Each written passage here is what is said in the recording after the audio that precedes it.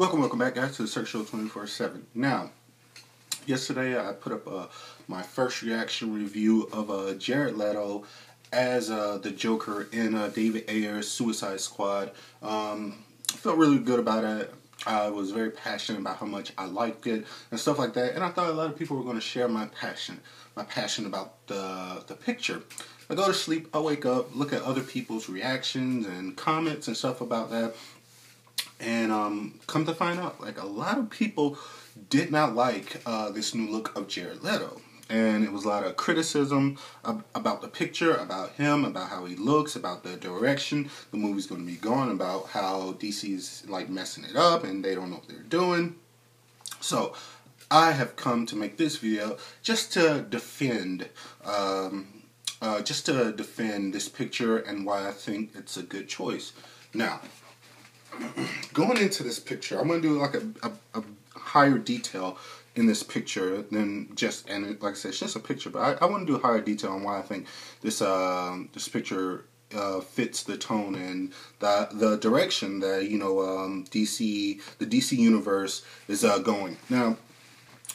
Now what we already know is that this Joker is already established in the Batman universe, because Batman has been Batman for a number of years. He's been Batman, he's retired, he's come back because of the actions of Superman in Man of Steel.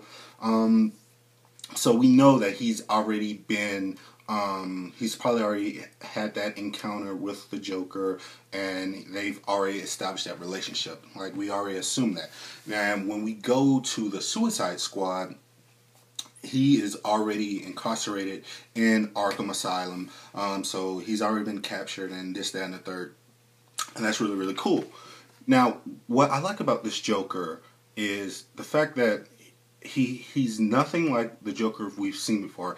I feel like this Joker is kind of a mixture of different Jokers mixed into a blender and now shot onto the screen as something different. Now, it was a picture I saw this morning. I wish I could have found it and saved it to put it in this video. There's a picture that best describes this Joker. It was a picture of all three cinematic movie versions of the Joker, which is Jack Nicholson in the Batman '89, Heath Ledger in the Christopher Nolan Dark Knight trilogy, and then this one, Jared Leto, in the Suicide Squad movie. Now, in the Jack Nicholson picture, it had gangster, alright?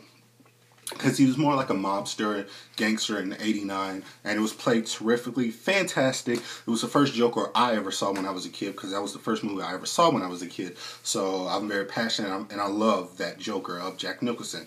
Now, the second picture was Heath Ledger as the Joker in The Dark Knight, and the caption said anarchist. Now, he was the more grittier, down-to-earth type of Joker.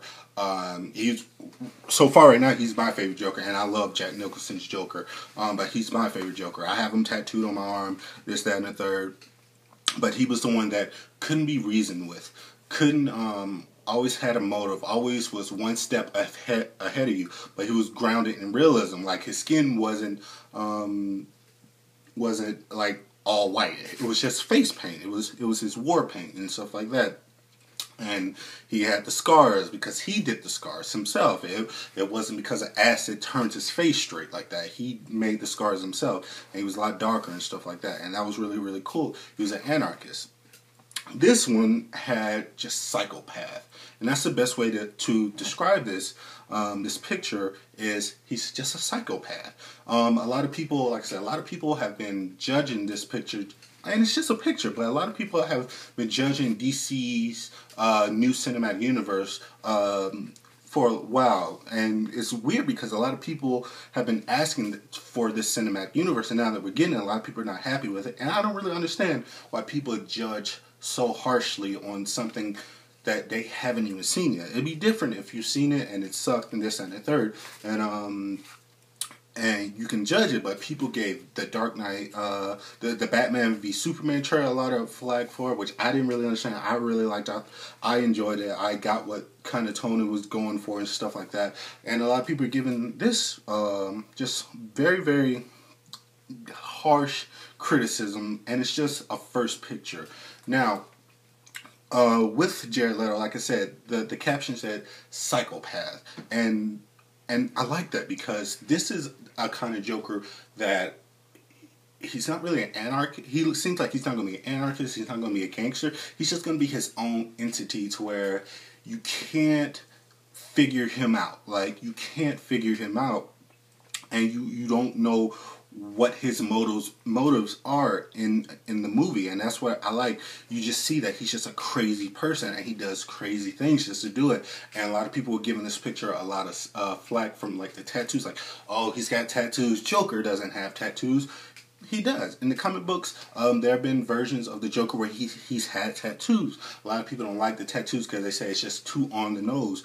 But if we're looking at a brand new version of the Joker, where you have to figure it out, you have to look at it this way, people. Jared Leto has a very, very steep hill to climb and get over, because he's coming off, he's the next Joker after the best Joker that we've had so far, after Heath Ledger. Heath Ledger won his Oscar for being the Joker. And he's up a very, very high hill to just conquer and stuff like that. So it makes sense for the writers, the directors, the actor to go far, far away from that Joker to establish their own version of the Joker. Then do the exact same thing, because it could have been a very simple thing to where they could say, well, that Joker was a good Joker, it was a damn good Joker, let's put that Joker in this movie, and just kind of update him just a little bit. Like, let's keep him with the long hair, let's keep him with not just like the bleach skin, but just war makeup, let's keep him with the scars on his mouth, no tattoos, and we can just kind of copy that Heath Ledger Joker because it worked so well. But I like the fact that they took a chance, that they're doing something different, and it shows in here, like the tattoos. A lot of people are saying, like, why does the Joker have to promote himself as being the Joker with the ha ha ha, the face, or the smile tattoo, the tattoo on his forehead that says damage. I like that because he's a Joker who knows he's crazy, but he likes to flaunt it, and he likes to he embraces it by just showing you in a very Joker type way. And for me, these tattoos and the way it's been represented is a very Joker way. He's just going about it different. Like, I feel like the Joker is a type of person who likes to flaunt his craziness and stuff like that, and who likes to be very ironic. Like, the fact that he has damage on his forehead, and I saw a lot of comments said, oh, he's just a damaged villain who had issues with probably like daddy issues or mother issues or abandonment issues, and that turned him crazy. No, as soon as I saw the damage thing, I felt like, oh, that's just an ironic tattoo, because he wants people to think that he's just a damaged soul, when really he's just a crazy asshole and crazy motherfucker. Like, that's what I took it as. Like, he's just a crazy man who wants to be ironic, who wants to make people think that he's a damaged soul, but he's not really damaged. He's just a crazy person. So that's what I liked about it. And like I said, the ha ha ha, stuff like that, it's like, well, you gotta think of it this way. He's been in jail for God knows how long. He could have probably got him in jail, or he could have just been, he could be that type of bad guy who just likes to put everything that represents him on his body. Like, and I think it looks really, really cool. And you have to think of it this way. This is a first picture. Obviously, he's not going to be shirtless through the entire video. You know, people, he's not. This is just a picture to show you, like, this is what you're getting. You're not fully getting just the suit up Joker with like the purple and the green and stuff like that. No, you're getting a Joker that's unhinged, that's willing to do stuff, that's willing to show who he is and not be afraid of who he is and embrace everything about him. You know what I mean? And that's what I like. What this picture shows is something that the Dark Knight trilogy didn't really show, what the '89 Batmans didn't show in their Joker, is that this Joker loves to be the Joker. Or no, not even that. This Joker knows who he is, and he's willing to show the entire world. That's probably a better way. He's not covered up in a suit all day. He's going to show you who he is. He's going to show you his story just by the way he looks, just by the way he acts, just by the way he goes about his everyday life, and just the psychopathness of who he is. So he's going to show it, he's going to flaunt it, and that's what I like. And it gives off, like I said, it gives off this like kind of rock star type aspect, or punk rock type thing, and that's what kind of Heath Ledger did. But he did a mild version of a punk rock, to where he was still always clothed, he was still very articulated, and he always had a plan. This Joker seems like he can be eating cereal and then just walk out, shoot a kid, come back in and start eating his cereal like nothing ever happened. This is what that Joker looks like. I think that's the kind of Joker we need, because we need a different, like I said, we need a different Joker to establish that this ain't a Joker that you've seen before, that anyone's seen before. This ain't a Joker that you can trace back in the comic, that you can trace back at a cosplay event. This ain't a Joker that you can trace back in the movies or the animated series. This is a Joker that no one knows who he is, what he's about, and how he's going to go about things. And that's what's exciting for me for this movie. Like I said, the green hair, I love the fact that it's super bright. It's super bright. That's what sticks out. But his eyes, no soul in his eyes. He wants you to pay attention to everything but his eyes, because there's nothing there. And that's why I think is cool about this picture. And that's what's really, really exciting about how they're going with this, the aspect of this. I love the fact that he is a very muscular type of Joker, because I feel like it shows his aggression in a certain way. Because in the '89 Batman, it was just Jack Nicholson, kind of playing Jack Nicholson. I thought it was fantastic. Like I said, one of my favorite Jokers of all time. First Joker I ever saw. It holds a special place in my heart. But he couldn't go toe-to-toe against Batman. He couldn't. The Dark Knight Joker, he wasn't a built guy, but he used more of his intelligence to kind of, and his wit, and being just outthinking Batman to get over